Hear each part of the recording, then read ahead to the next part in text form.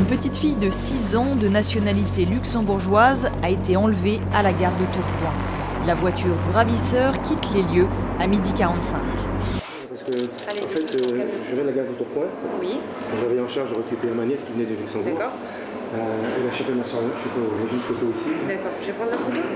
D'accord. Une jeune fille qui a disparu sur le quai de la gare, qui aurait été emmenée par une personne dans un véhicule à proximité de la gare. Donc on va faire une enquête de voisinage pour essayer de récolter divers éléments.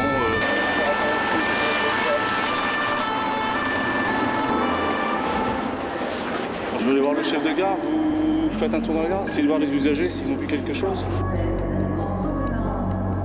Non, éventuellement vous auriez vu cette jeune fille sur le quai.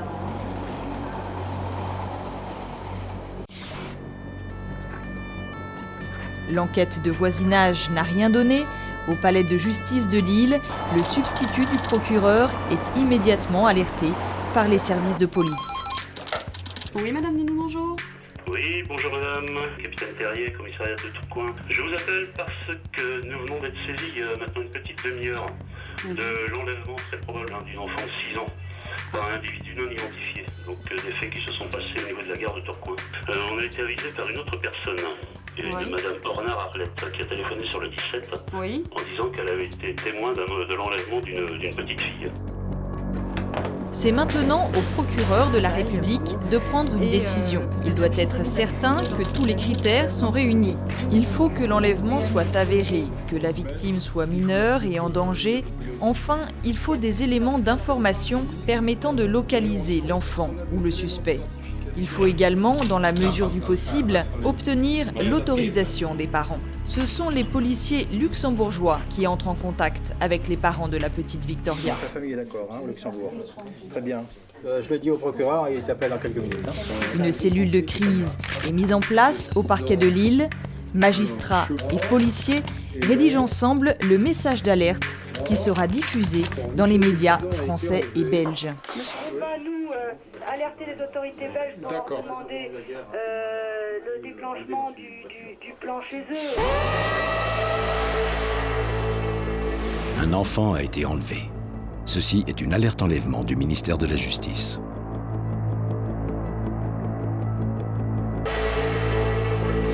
Un enfant a été enlevé. Ceci est une alerte enlèvement du ministère de la Justice. À la plateforme téléphonique de la direction centrale de la police judiciaire de Nanterre, les fonctionnaires se tiennent prêts à recueillir les premiers témoignages. Ils feront le relais avec les enquêteurs sur le terrain ainsi qu'avec les cellules de crise des pays partenaires.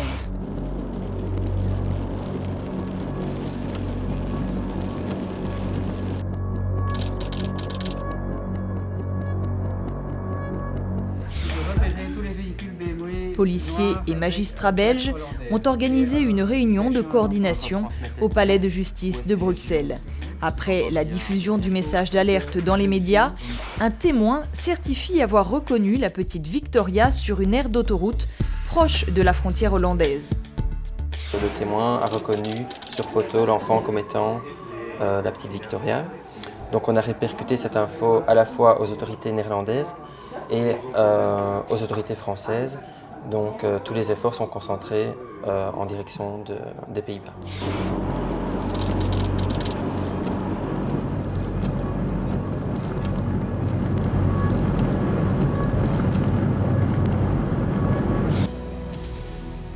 Het meisje ontsnapt een ogenblik aan de aandacht van haar begeleidende oom en tante. La direction centrale de la police judiciaire de Nanterre prend contact avec la cellule internationale de l'hôtel de police de Zoetermeer aux Pays-Bas.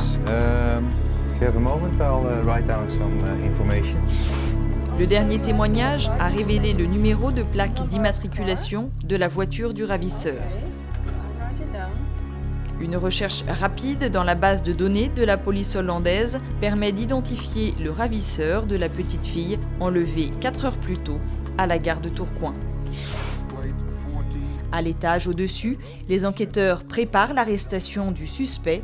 Un témoignage téléphonique a permis de le localiser dans un petit village à une trentaine de kilomètres d'Amsterdam. The other information we received is that they saw him with the girl nearby Leiden, Roelof Arendsveen. A witness saw her with a man, probably the man of the BMW, on a waterfront restaurant nearby Roelof Arendsveen.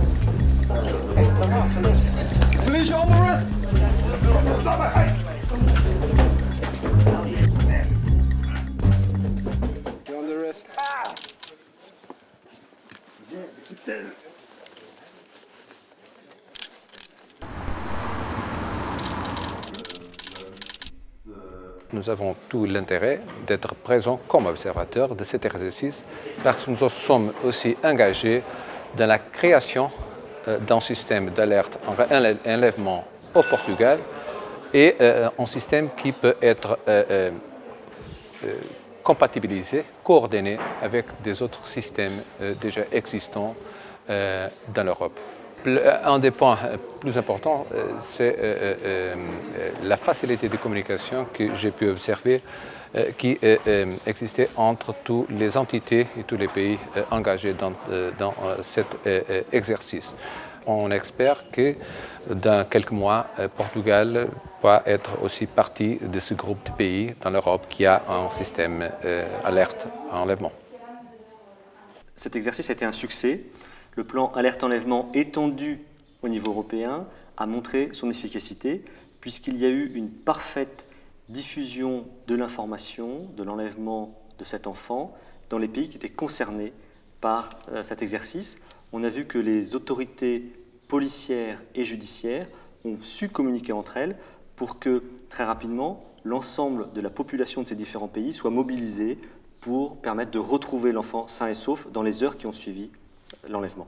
Une réunion a été organisée après l'exercice pour faire le bilan de ce déclenchement au niveau européen du plan alerte-enlèvement. Tous les acteurs ont salué l'efficacité du dispositif et la rapidité avec laquelle l'information a été transmise. En revanche, il est évident, surtout si on veut étendre le plan alerte-enlèvement à l'ensemble des pays de l'Union européenne, que peut se poser un problème de langue, de traduction du message et de communication entre les différentes autorités judiciaires et policières des pays concernés. Sur ce point-là, il va falloir élaborer un guide de méthode, un guide de bonne pratique pour que le dispositif soit parfaitement opérationnel avec tous les pays qui souhaiteront participer au plan alerte-enlèvement au niveau européen pour permettre de déjouer les enlèvements d'enfants à proximité d'une frontière.